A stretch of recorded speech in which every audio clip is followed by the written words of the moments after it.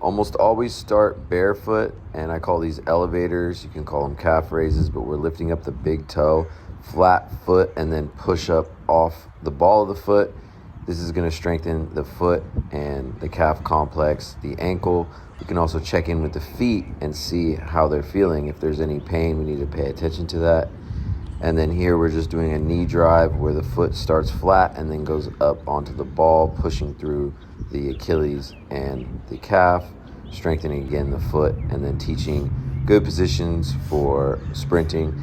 Here we are going to walk or march and then push hard against the thigh, and don't let any yielding happening at the knee or the hip. So we don't want to sink into the ground.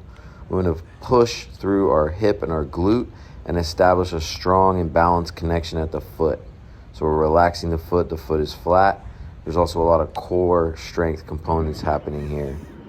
I always open up the shoulders, because if we have stiff shoulders, that's going to impede the flow when we are sprinting, and can cause issues at the hips. We want to pay attention to the low back, hips, and pelvis, and spine. So here we are sort of in a child's pose yoga position, and then we're breathing into our back and tucking our butt and untucking, learning to control the pelvis. And then now we're looking through both sides. So we're opening the side body through the rib cage and giving more control and space through the hips and the back. Same thing here. Now, this is a runner's lunge with a step through, and I do lots of these where I tuck and untuck the pelvis, something that I can explain later. Here we're pushing from side to side, so again we're teaching foot, hip, glute. We have the shoes on now. These can be done with or without shoes. Again, pushing laterally side to side to strengthen connections from foot, hip, and glute. This is another test of control at foot, hip, glute. A lot of times people try to use their knee to do this, but you want to control the movement from the hip and move your center mass with the foot, not leading with the knee. So it will build control and strength, and it will also prime the body to be more prepared to move fast, jump fast, sprint fast. Here's a more advanced version where we pull the leg behind and we try to control so that we land on the opposite side of the line with similar spacing, trying not to be wild, trying to be very controlled. Again, using foot, hip, glute, and strengthening and balancing through the center mass, through the core. Make sure you're breathing when you do those. Here we are continuing to activate the core. This is a backwards bear crawl with a shoulder tap. You don't have to go backwards. You can just go forwards if backwards is too hard. The coordination will also help you get better coordinated with your movement.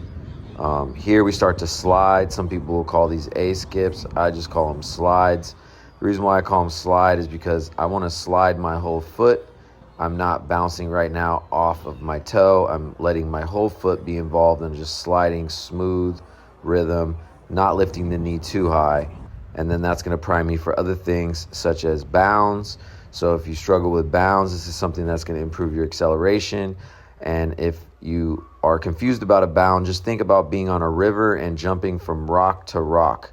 We want to drive down into the ground and then float, and then drive and then float. Again, using a full foot. Some little ones. So we want to use a lot of full foot Just stuff little dribbles, when we are smooth. training, just like here with these dribbles. Safe for the soles. So a dribble is just stepping over the ankle in this one, and we're trying to use a full foot. So this is going to prepare us for front and backside mechanics, having good balance front to backside. And the dribble is probably the most important drill of any drill to get good at, and then you can just make it bigger and bigger and bigger, and then you can expand it into running. And so an example of that is as it gets bigger and bigger, here you see the velocity increases, and then this is dribble into sprint. Here you can see a dribble turning into essentially a run, again practicing front and backside balance. And here's one more dribble example where it's not quite as fast with the velocity, so we're just working on on the technique or the intention, and then as it gets faster, Let's you turn it start to into cover something. more ground with the stride length. I also have a Mini video float, on how mini to learn float, that. mini float. Again, here is an example Safe of for doing the bound soleus. float position, which doing these sorts of soft plyometrics to warm up is really important. If you're struggling with these, then that's a warning sign to say, maybe I need to change my workout today if this stuff is sending me pain signals. And then on these, when you feel really, really bouncy and good, that'll tell you that you're probably ready to run fast from the that hip day. and the glute, right? And that'll help you stabilize that foot, that full foot off the ground. And then finally, we finish with accelerations. Could be from 2-point or 3-point, could be 30, 40, 50 meters. But we want to start to reach velocity that's relevant to sprinting before we start the workout.